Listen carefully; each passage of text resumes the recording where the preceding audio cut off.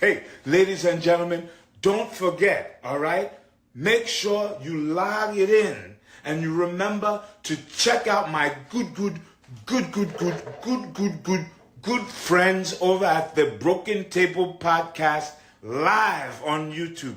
These are some of my good friends. They have some of the best topics going on. They're talking about a lot of good things, and also they like to put over the Prince Nana dance. Hey, I swerve and I drive. I swerve and I drive. Hey. Don't forget, tune in, log on to the Broken Tables Podcast live on YouTube, my friends.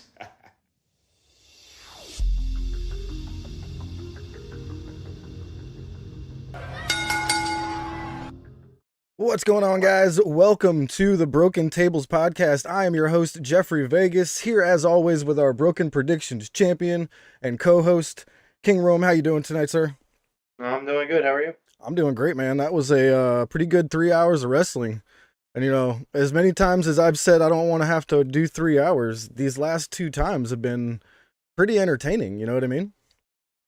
Yeah, that's been they've been pretty good 3-hour shows that they've been doing here on the weekends. Yeah, I think Tony realized if he's going to give us a 3-hour show, it's got to be, like, worthwhile. You know what I mean? So he did a great job the last time and this time. So this was an awesome night. I thought we'd start off by talking about this this championship tournament, man. I'm really enjoying this tournament. The more and more we go along here. I know you had a problem or two with one or two of the contestants, but still, I'm just really enjoying the bracket process. Like, I'm seeing people all over the place comparing it to sports. You know what I mean? And it's just it feels kind of refreshing, actually. Even though we get a lot of tournaments in AEW, this one feels very unique, and it feels like there's a little bit more at stake here. You know what I mean? Yeah, I mean, it's definitely different in the sense that it's the round robin. It's a different style of tournament. I think the tournament's going really well.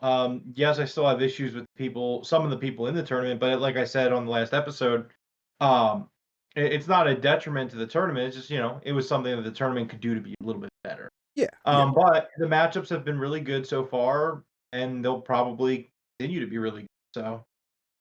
Yeah, absolutely. So this Continental Classic, man, I'm loving how they have the two different sides of the bracket. We got the Golden League, we got the Blue League. Got a really nice graphic already put up right here. Let me throw it up for us.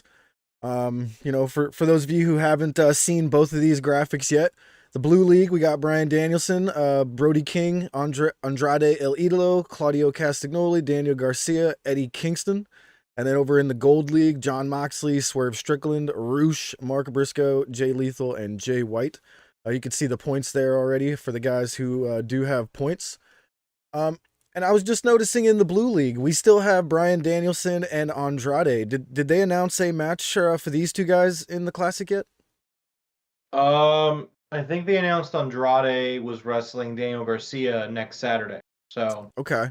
I'm wondering if Danielson gets a bye. I'm wondering if that's what those solid blue and solid gold squares are. I'm not exactly sure. But... No, it's not a bye. It's the way that the way it's because their name is there. Yeah, I see. Everybody's square is where their name lines up with their name on the axis. Yeah. It's not that he's gonna have a bye. He's just recovering from a broken orbital. Yeah. So there just won't be a match in that slot. I see. Yeah. Well, so he'll probably. He's going to wrestle all the matches. I'm sure that they wouldn't put him in this tournament unless they felt strongly that was going to be okay. He'll probably get announced for not this upcoming collision, but probably the following. Gotcha. Nat says she had a problem with both winners tonight for completely different reasons. Well, we will get to the matches in a little bit. I just thought we'd talk about the Continental Classic itself for a few minutes, get everybody kind of caught up. But yeah, I think this tournament's going to shape up to be really, really, really good once we get past the round robin section. When we get to like the knockout section, even like the very end of the round robin is going to be nice, but once we get those first knockouts and it becomes a elimination tournament, I think this is going to be really, really good. So they had Rampage start before Collision tonight. I thought that was weird. I didn't realize what went on last night that moved Rampage. Was there any specific reason, or did they kind of counter program some WWE here? I doubt that they counter programmed. I'm sure there was something going on last night, probably NHL. Yeah, I didn't pay attention. Or NBA. I don't know either. I spent the night not watching television. So exactly, yeah. Yeah, no, I don't know why exactly they moved it. I highly doubt it was to counter program Survivor Series, because I don't know. Like, I didn't have a problem with the Rampage part, but I definitely think that if you were trying to counter program, I probably would have done something more spectacular for. Well, I mean, it was just the pre-show at 7, so like, I definitely think watching Rampage was better than that pre-show they had, because there was 0 matches on their pre-show, by the way. Yeah, no, I mean, for sure. I'm just saying that I don't think that they were doing Actually, it. I don't know that for sure. I just saw somebody say that, so if I'm wrong, don't shoot the messenger. Forget who said it. But anyway, let's start with Rampage here real quick. We had Hook versus Rocky Romero. I thought this was a great match. Pretty much right where it should have been. This would have been one of my should have been on Rampage type things, but here it was on Rampage, so I enjoyed this. I thought it was great. And man, Hook is looking better and better every time we see him in the ring. Really enjoy seeing Hook. Crowd chanting, "Let's go, Hook." Very nice, very nice. Hook locks in the red rum, and Rocky goes unconscious. He did not tap out. He went to sleep, and Hook picks up a pretty awesome win, actually, because Rocky is, I guess in AEW we don't see him a lot, but around the world he is like very respected. You know what I mean? Like over in AAA, he's one of their top guys, and over in Japan, he's a top guy over there too. So this is a great win for Hook. Yeah, I mean, Rocky's. I mean, this is speaking in an AEW perspective, like you said, but he's definitely one of the more underrated guys out there. Yeah. I mean, all the stuff he does in the industry, whether it be New Japan or AAA or CML, like he's just doing all of it. So definitely, he's definitely underrated, and it was really cool to see him face Hook. I thought it was a fun matchup, something really cool to do on a live Rampage. So yeah, absolutely. Elizabeth Raponi just says WWE Raw. Sure. Nat says at the beginning of his time in AEW, I'm assuming Hook, he looked a little green, but he's definitely improved by miles. Yeah, absolutely. When he first showed up, you could tell he was very into the judo. He did a lot of judo moves. So everything he did looked as if it was really meant to hurt you. You know what I mean? So I think he's done incredible work over the past 6 months to a year. Doing great. Next up, we had an awesome video package promo by Wheeler Yuta on Shibata. He was telling Shibata he's going to take that championship from him later in the night. And correct me if I'm wrong, but on Wednesday when we were talking about how this was kind of challenged on Dynamite, I was like, well, the match is going to be on tomorrow night on Ring of Honor. Well, no, it was here tonight on Saturday. Was this something I missed, or did they say that? I could be completely wrong. Well, there is some news coming out of the match, which I was going to save for the match itself. Okay, so we'll save that for that. We'll just skip through this. But great promo by Wheeler Yuta here, right? It was, and I will say this as a fellow Philly guy, I love Wheeler Yuta dropping the line that Philly fans have to say all the time, that no one likes it. We don't care. We don't care. Very good. I know he did it intentionally. He's talking about all the guys in the Blackpool Combat Club. He's like, everyone loves Danielson. Everyone loves Mox. Everyone loves Claudio. No one likes me. No one likes me. I'm a little shithead. He's like, no one likes me. Nat says she thought they said that too. So Yeah, it was odd. I don't know why they changed it, but I'm glad they did. I wanted to see the match. So, thumbs up, you know what I mean? Yeah. All right, next up we had Chris Statlander versus Diamante. And man, I'm a huge fan of Diamante. So anytime I get to see her on my screen is awesome. And she had a really good match here with Chris Statlander. And does it feel like Statlander's going heel to you? She's like dressed in solid black. She just kind of seemed pissed off. Like you could go either way. I was thinking, all right, maybe heel, but more so she just looks angry she lost her title. Yeah, I don't think she's turning heel. I think Statlander's one of those weird wrestlers where, like, I don't want her to be a heel, but, like, she just always seems like she's ready to go heel. Yeah, And that's true. You could easily flip her it- pretty much anytime you want. Yeah, it's a really weird thing. So, I mean, you know, it's like I don't think she's turning heel. I think she lost her title and she's mad. But So, small, tiny bit breaking news. CM Punk chants echoing through Survivor Series, getting booed from the other half of the crowd in Chicago. that's because half the crowd doesn't think he's showing up. The other half thinks he. Yeah. But the problem is that they're not making it any easier for themselves because they're doing this angle where Randy Orton has not arrived to the building. Oh, really? Uh-huh. Dude, if Punk shows back up there, there will be no larger hypocrite on this planet. After that text that I saw him send to The Miz, there will be no larger hypocrite, man. Like, that's... You can't come back after you cross that line. Like... But this match with Chris Statlander, Diamante, fucking awesome. Absolutely loved it. Statlander uses a new finisher, if I'm correct here. The rolling lariat, the old Brody Lee, big time spinning lariat for the 1-2-3. Wasn't expecting that. Statlander usually uses that Saturday Night Fever, I think she calls it, or whatever. But hits that rolling lariat, picks up the 1-2-3. But she's immediately attacked by Mercedes Martinez. And Willow comes out for the save. I enjoyed the match. I'm not a huge fan of the after-match attack type things, but it was fine. Mercedes Martinez has been doing great work lately. She's absolutely turned it around. And love seeing Willow, at least for a moment, Would have rather seen her in a match somehow, but this was fine. Yeah. It was decent. It was a good match. Yeah. Again, if you work trying to, like, it's a live Rampage, so I don't know. Maybe I would have tried to stack the card a little bit more, but I mean, the match itself was good. I don't have really issues. No, I agree. Next up, we had Daniel Garcia cutting a promo about the tournament. How he's lost his last, I believe, 3 matches in a row, and he's hoping to try to win this one. Really made me think he was actually going to pull this one out and possibly win this match, but we'll get to that. And then, go ahead. I really love this from Daniel. Oh, it was very good.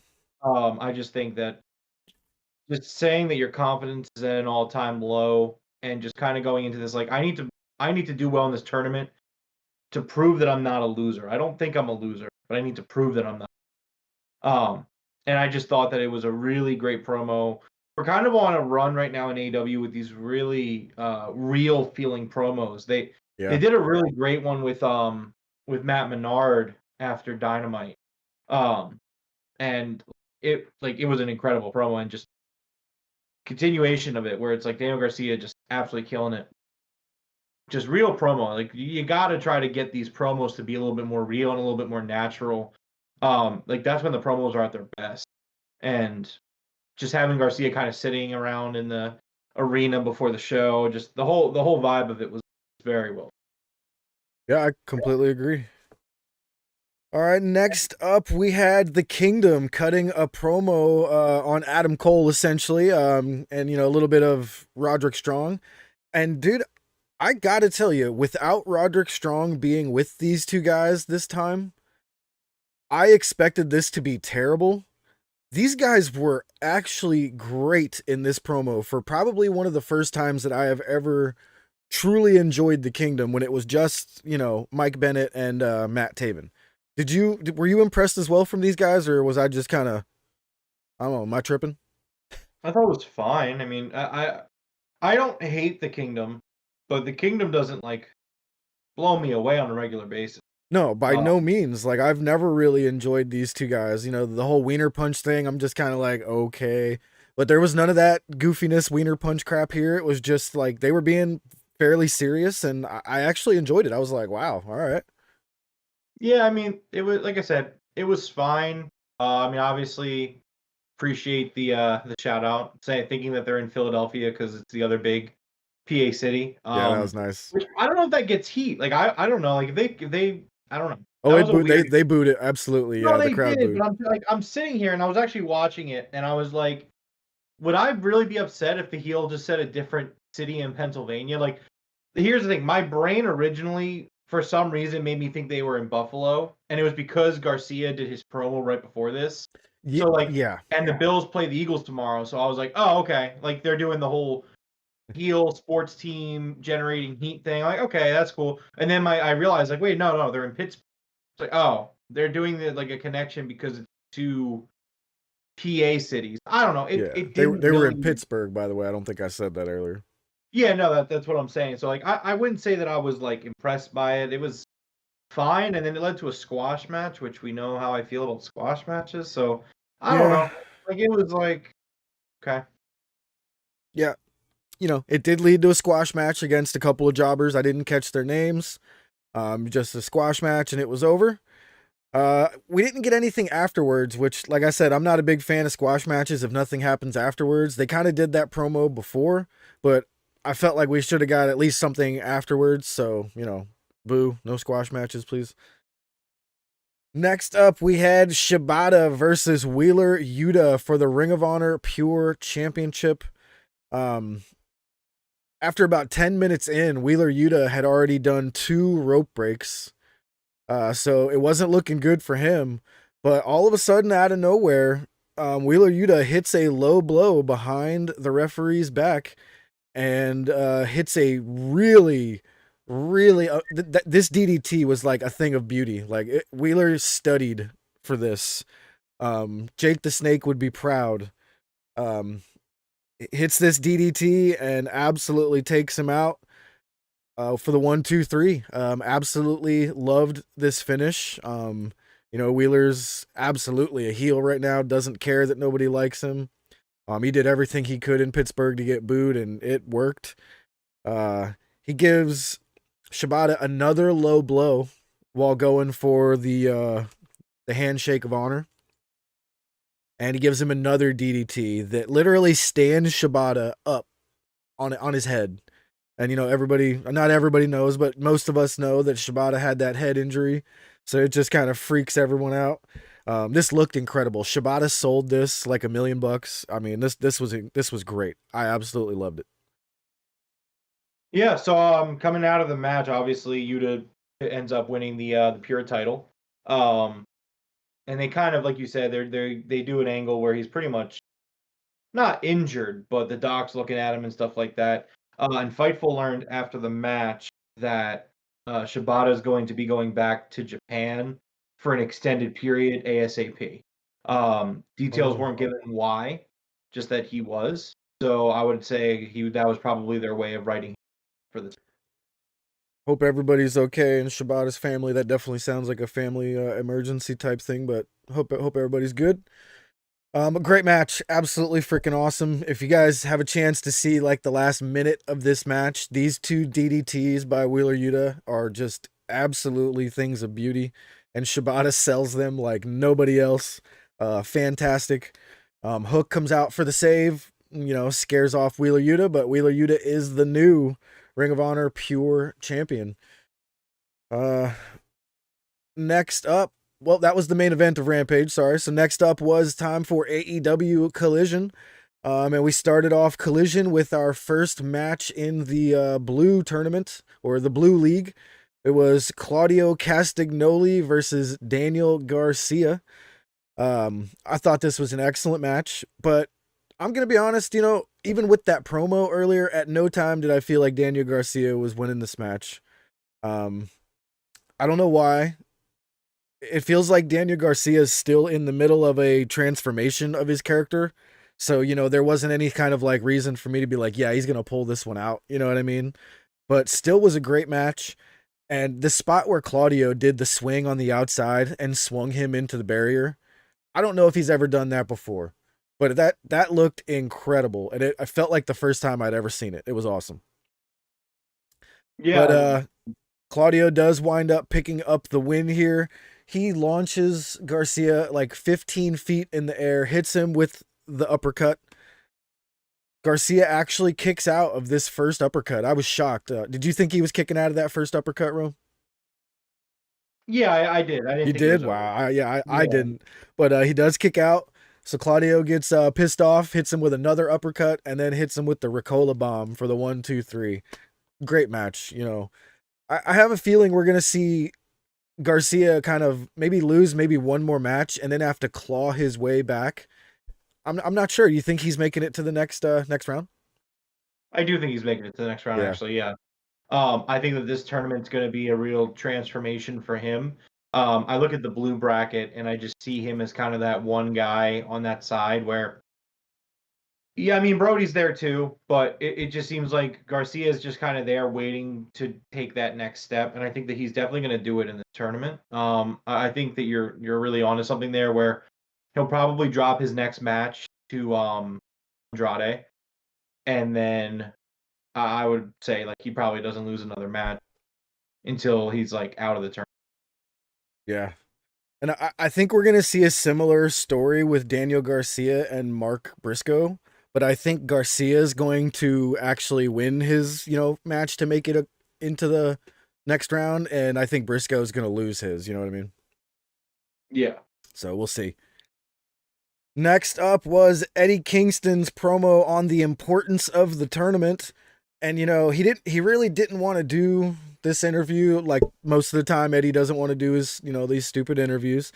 But he knows the importance of the tournament, so he did give it about 30 seconds. You know, he spoke about how important this tournament was for him, for the wrestlers around the world, which is why he put his 2 titles on the line. And now, bro, let's talk for 1 sec about how Eddie put his 2 titles on the line. I see a lot of people are thinking that he relinquished those titles. Is that the way that you took it, or did he say it like that? Because I felt like he just said he's putting them on the line. That way, he's still the champ of those 2 until he's knocked out of the tournament. Is that how did you take this? So we know that they're relinquished. Okay. Nigel said as much during the main event when But they kept calling him the champion. they announced him as the champion, but Nigel McGuinness, who obviously has an earpiece to Tony Khan, said like he's not the champion. He relinquished his titles. Okay, I missed that part. I must have been All Okay. the titles are on the line in the tournament. The winner of the tournament of the C2 wins all the titles. Well, yeah, that would happen no matter what. If, you know, Eddie could stay champ until he gets knocked out, you know what I mean? That would still work. But yeah, it's much better if he relinquished him. I'm glad they clarified that. Yes.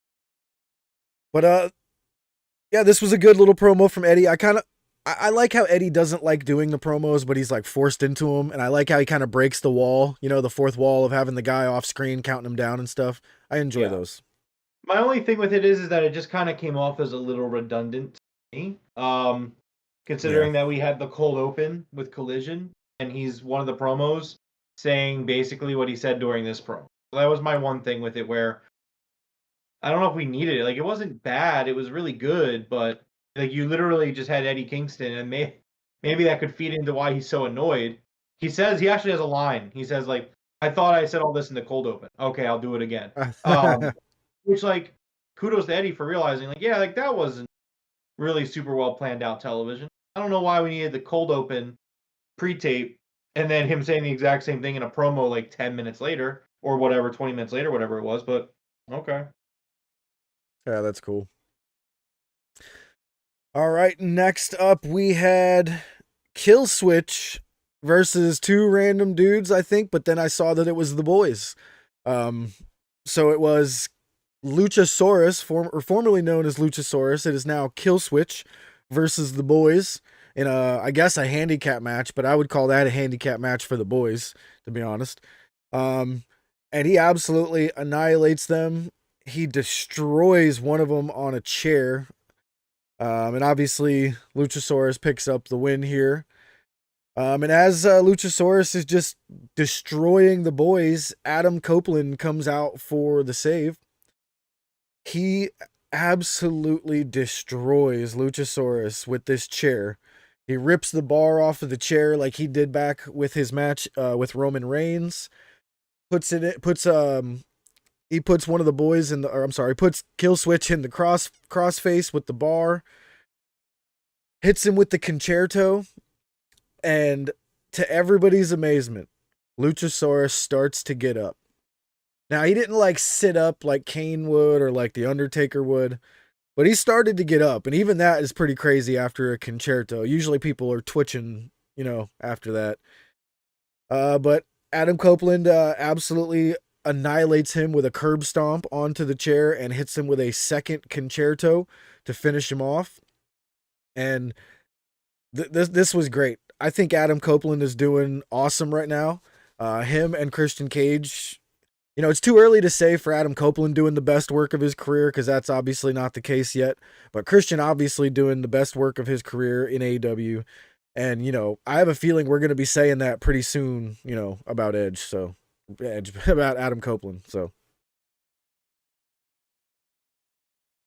And then immediately after this, we got an Adam Copeland promo on Christian. And I don't know if you thought this was as good as I did, but I thought this was one of the best promos I've ever seen from Adam Copeland. Felt like he really got that fire back that he used to have during the old Rated R days. And just for whatever reason, that beanie and that his outfit just had the look of like, this dude was pissed. And I really believed everything he was saying. You know what I mean? Yeah. I agree. It was one of his better promos that he's done in a long. So it's always really awesome to see these, wrestlers from WWE come to AEW and just feel so rejuvenated, just doing good work. Like Ronda Rousey showed up on Ring of Honor, and I saw clips of the match, and she actually looked like she really killed it. So it's like, yeah, it's good, and this is why you need an alternative in pro wrestling. You need another place for people to go and just not be like bogged down. Like if you like the product over there, you like the product over whatever. But like it is just so important to have an alternative where you have like an Adam Copeland who can just come over here and like really do something special at this point because what he was doing over there leading up to the end of his time there for like 2 years was like not good. So it's nice to see like people come over like Adam Copeland and kind of get that shot in the arm, that boost of energy to kind of do something different, do something new and fresh. It's paying off. Yeah, absolutely. So Coog says really trying to figure out this C2 tournament tonight. Would have had Roosh and Jay draw at 1-1, Garcia upset Claudio, and Eddie squeak out a win. I feel like everything's making sense so far. It's a little early in the tournament to start using, the draws and any of the gimmick type stuff. I think it was a good call to have a bunch of clean matches. I mean, there was some like low blows and stuff like that, but you know what I mean. I think it was a good call to go the way they are right now, especially with Garcia and Claudio. Garcia needs to have that like clawing comeback type thing, and I think he's gonna do it.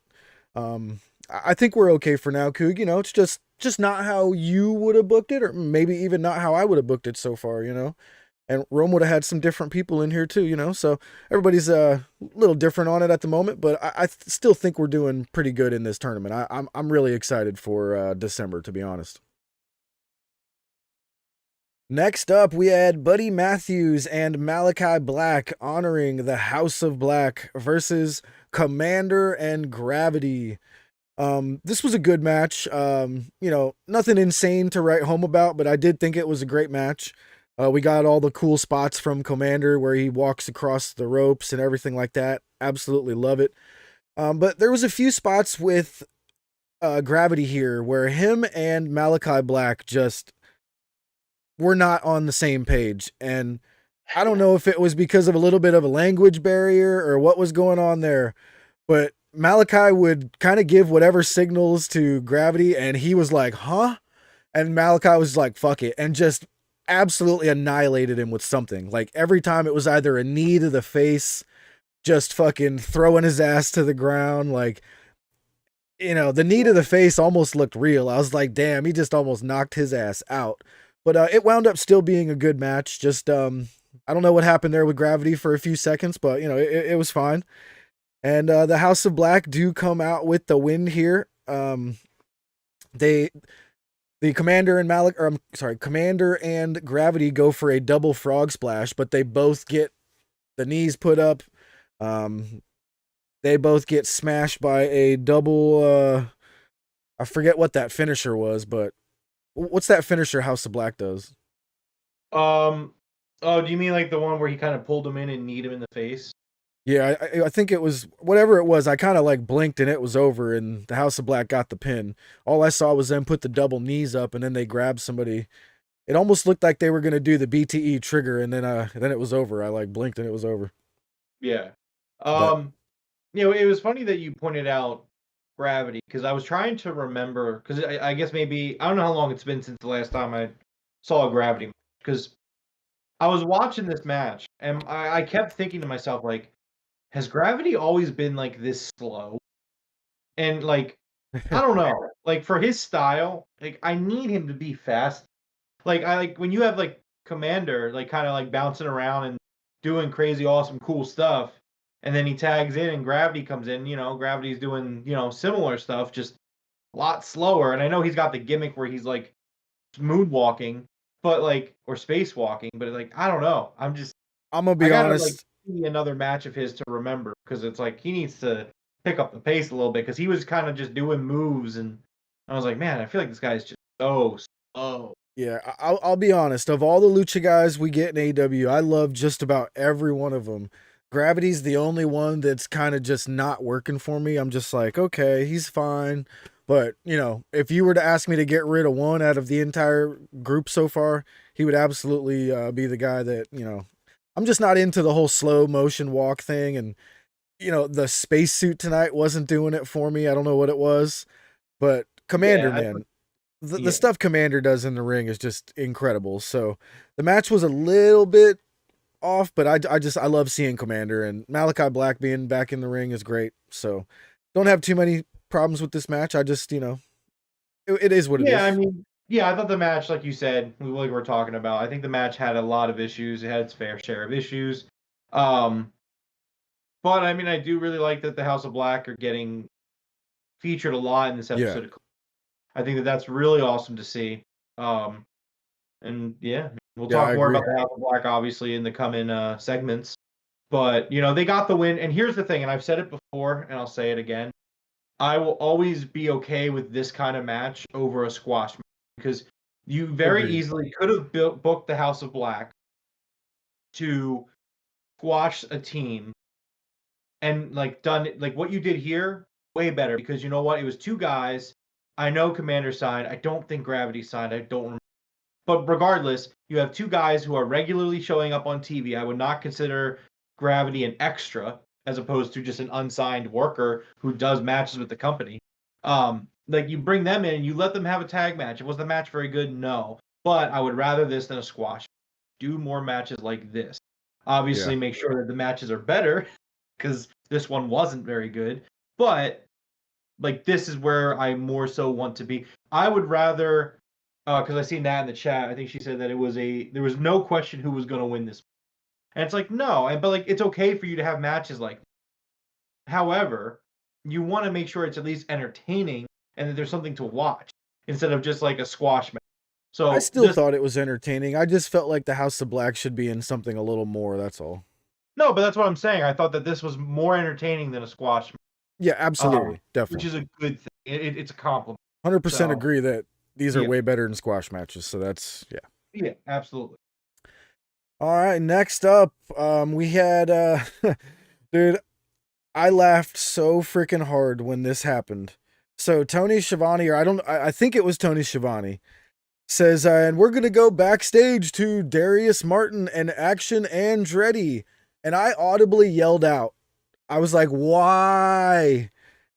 And just as they started to cut to these guys backstage, the moment they started their promo, they cut to a commercial.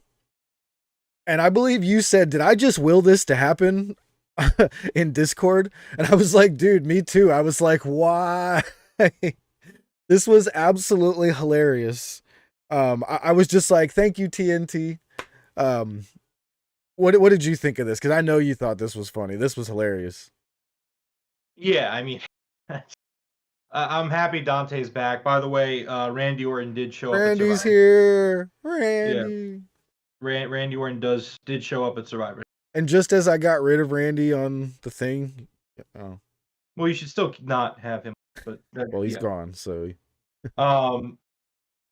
So yeah, it was very funny to me because, just oh my god, these guys can't catch a break because it's not good promos from any of them, any of the three of them.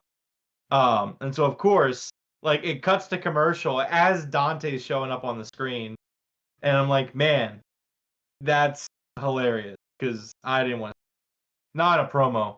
But Dante's back, so I'm assuming that they're going to remain as a trio. I don't think that'd be really kind of cold if Action Andretti was like, "Yo, your bro's back," and then he's just like, "All right, yeah, get out of here, Action Andretti. We don't need you anymore." But you know, good for them. Good to Dante's back. The tag division is going to be better with them than without them. However, Nat does point this out. It is worth mentioning that it was another programming. yeah. All right. Next up was the TBS Championship. Julia Hart versus hometown Lady Frost. I didn't mean to say lady twice. I don't know why that happened. Yeah, Lady Frost is from the Pittsburgh area. That was great that Tony Khan gave her a match in her hometown. She was very thankful on the old Twitter for that. And Julia Hart and Lady Frost, man, this match kicked ass. This was a house rules match where there was a stipulation, and it felt like Julia Hart was the one that picked the stipulation here, but I'm not too sure. And the stipulation was no countouts. And this match wound up being basically outside the ring for most of the match. And dude, this made it feel like kind of like a street fight. I absolutely loved this match. Julia Hart grabbed a chair, which the referee kind of reminded her, like, hey, you can't use that. And she's like, I know what I'm doing, man. Shut up. She put the chair down, and it was pretty cool the way they utilized that chair without getting either of themselves disqualified. Very good. And the clothesline on the chair on the outside, Rome. There was this clothesline where Julia Hart puts Lady Frost in the chair, and Julia Hart runs down the ramp and just absolutely annihilates Lady Frost with a lariat. That was freaking awesome because it caused Julia Hart to kind of slide the rest of the way down the ramp. That was one of the coolest spots I've seen all night. Absolutely loved it. Julia Hart locks in the Heartless once she gets Lady Frost back in the ring and picks up the win. I really enjoyed this from beginning to end. Loved it. Yeah, it was a great match. Really enjoyed it. Always like seeing Lady Frost on TV. She's really good. Yeah, very nice to see her get a TBS championship opportunity. And a very good challenger for Julia Hart in her first defense. So I'm liking this. This women's division's just getting better and better every week, man. Remember about 2 months ago, we were kind of like, what's going on with this women's division? Like, who's booking this, you know? And feels like they turned it around almost immediately, almost like they heard us. Next up, we had Don Callis and Powerhouse Will Hobbs cutting a promo. This was a great segment with Don Callis doing most of the talking. But when he did hand the mic over to Will Hobbs is wearing a shirt with what he said on it. But man, hearing those words come out of Will Hobbs' mouth of, I am big, I'm black, and I am jacked. Dude, you could hear the crowd because they were doing this promo backstage. You could hear the crowd cheer like, wow, that was awesome. And I thought so myself too. Like, to see it on a shirt's one thing, but actually hearing him say it for the first time, I was like, damn, dude, that's a really good new thing for Hobbs. Love it. Yeah, it was awesome. Yep. Hobbs killing it.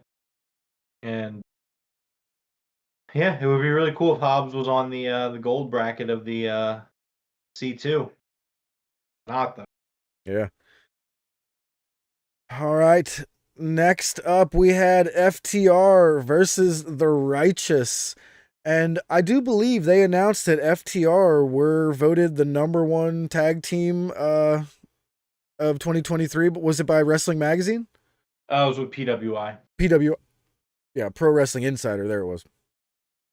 But yeah, #1 tag team at the moment, FTR. Congratulations to them. That's fantastic. Love to hear it.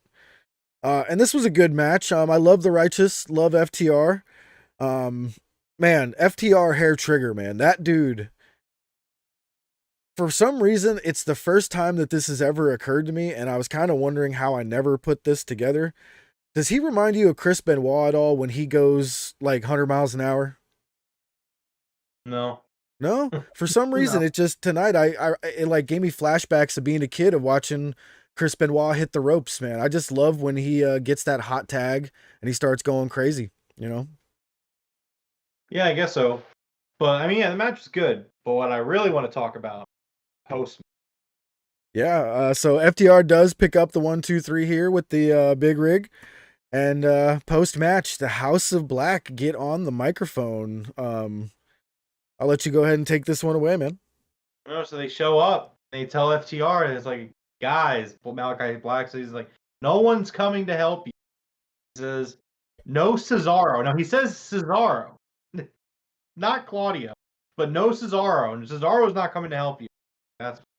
And then this man has the balls, has the Honus.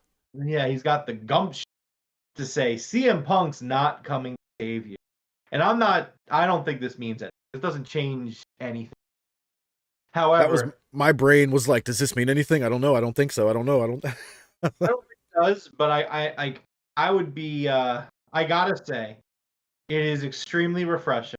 Malachi Black, sir, you get an award. Yeah. You get an award.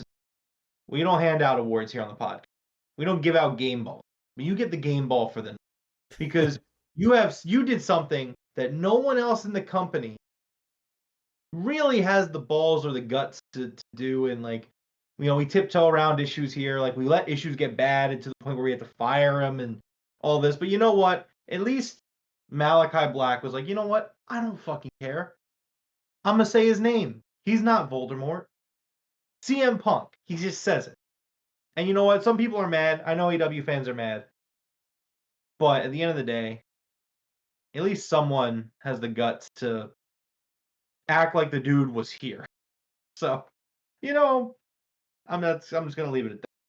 That was great. Really appreciate it. It's weird that you said Cesaro. You should probably learn that it's Claudio. Yeah. That was kind of silly. So, but you said CM Punk, and I appreciate it. Yeah, me too. Absolutely appreciated that. So I gotta say, the ending to this Survivor Series match was crazy. So Sammy and Seth, they throw JD McDonough off the top of the cage, and Randy Orton fucking RKO's his ass out of the midair. Like, that shit was badass, I gotta say. I'm just seeing a tweet of JD McDonough fucking midair, and everybody was like, damn. But yeah, this was great. I loved the mind games from the House of Black here, and I definitely feel like those mind games worked. FTR kind of like tried to play it off like it didn't work, but I think they absolutely did. Wait. Wait, what? No way. Yeah. Okay. No way. Yeah. Well, it seems CM Punk has returned to Survivor Series. Wow. That fucking tweet, dude. He's not going to live that down from me. Yeah. Wow.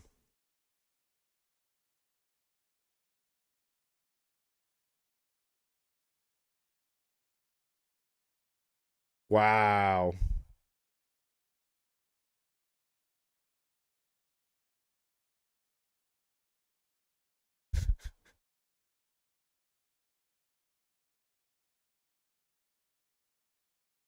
That's crazy. Well, for the first time since 2014, I believe it was, Punk has returned to the WWE.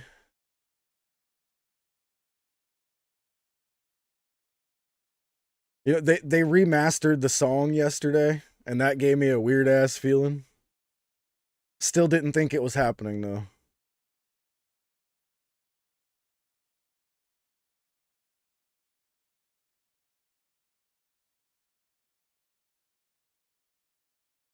Yeah, I mean, there you go. That's weird that he's just coming out at the end. Is he gonna face Shinsuke or something now, or what? I mean, obviously that's who Shinsuke's been talking to. Yeah, maybe. He's just in a jeans and a shirt, so I don't think he's having a match. Yeah, and that I agree. It's literally only to spite Tony. I was just thinking to myself, like, man, this dude's he's willing to go back on what he said in that tweet to The Miz just to tell Tony to go fuck himself. That's pretty wild.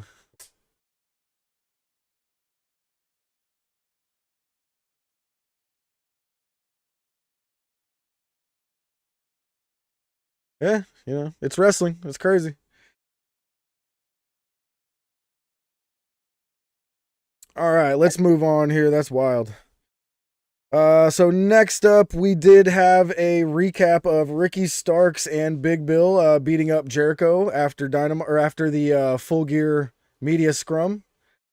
The Ricky and Bill's promos on the Golden Jets were pretty good, but you know, just your basic we're gonna destroy you, Jericho, blah blah blah blah blah. Next up after that, we had a Swerve. Actually, we had a bunch of promos, basically from a bunch of guys in the Gold League. Swerve cut his promo. Roosh was pissed off. Mark was still kind of optimistic about being able to win in this Continental Classic. Jay White seemed fairly happy. So everybody got to cut a little promo there. And then we got to see Keith Lee versus Lee Mor Arti. And this is where I had a lot of fun here in this match, Rome, because we had Keith Lee and Lee Mor Arti, and the crowd kept chanting Lee, Lee, Lee, Lee, and nobody knew who they were chanting for. It was great. I thought it was a pretty cool dynamic they had going on here tonight. There was a spot where Lee Mor Arti is trying to armbar Keith Lee, and Keith Lee curls him with one arm, his left arm, by the way. I don't know if Keith Lee is left-handed, but my God, curls him twice, picks him up, and slams him. That was one of the best feats of strength I've seen in a long time, and Keith Lee actually looked amazing tonight. He looked like he had shaved 10 years off. Yeah, that was a fantastic match here from Keith Lee and Lee Mor Arti. Loved it. Yeah, I thought it was a really good match from them. Keith Lee's post-match promo was interesting. I mean, I guess he's talking about Shane Taylor, but it's like, I don't know. Swerve. Yeah. That's a bad idea, though. It's a bad idea to put him against Swerve. Yeah, I'm not too sure how who he was talking to there, but you know, that was still a very good match from Keith. I thought he looked great. Very glad to see him healthy. You know, he had one of the worst scares, I think, in the wrestling community during COVID. You know, he was in bad shape for a while, so it's very nice to see that he's doing good. He's nice and healthy, and that was an awesome match with Lee Mor Arti. So I think that was another guy that kind of cut his teeth in the area, Lee Mor Arti. I think that's why they gave him a match here. Not sure if he grew up there. Nat, you might be able to tell us a little more. Is Mor Arti from the Pittsburgh area? But I know they got a lot of respect for him around there, so. What up, Alex? We got Alex. We got Michael Duke. I didn't say hi to anybody here yet. We got the Coog. We got Ramit Taneja. Confirmed Masked Man is Adam Cole or Samoa Joe. For sure it ain't Samoa Joe. He does not fit under that silhouette. It's more than likely Adam Cole and Britt Baker, which, you know, let's do the main event here. And then I did want to talk about the Masked Man. So main event for Collision was a Blue League match. We had Brody King versus Eddie Kingston in a fantastic freaking match. I thought this match was absolutely incredible. I was actually really shocked that that Eddie won this one, to be honest. I thought Brody King was kind of going to be the monster of the tournament everybody had to take down. But actually, wait, no, I'm stupid. I'm sorry. Eddie did lose this one. He gets hit with a modified Dante's Inferno, which is like a modified Gonzo bomb. I don't know why I started by saying Eddie won. So Brody King, I do think he is going to be the monster of this tournament. And he's going to be the guy that, like, every time somebody faces, you know, it's going to be a really tough match to take him down.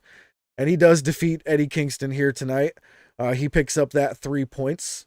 Yeah, I'm sorry. I don't know why I don't know what was happening there. Just because I want to get to this next topic, to be honest with you. But what'd you think of the main event here? Man, it was really good. Yeah, I loved it. It was so good. Brody killed it. Eddie killed it. It was a great match. Honestly, it might have been my favorite match so far in the tournament. I think it was. So far? Yeah, so far. I think so. I mean, I really liked Rush and Jay White, but yeah, no, I think this was probably my. Yeah, I mean, maybe the Jon Moxley match. I actually really liked that one, but yeah, so far I think this would have been this is our best match. Yeah, I think you're right.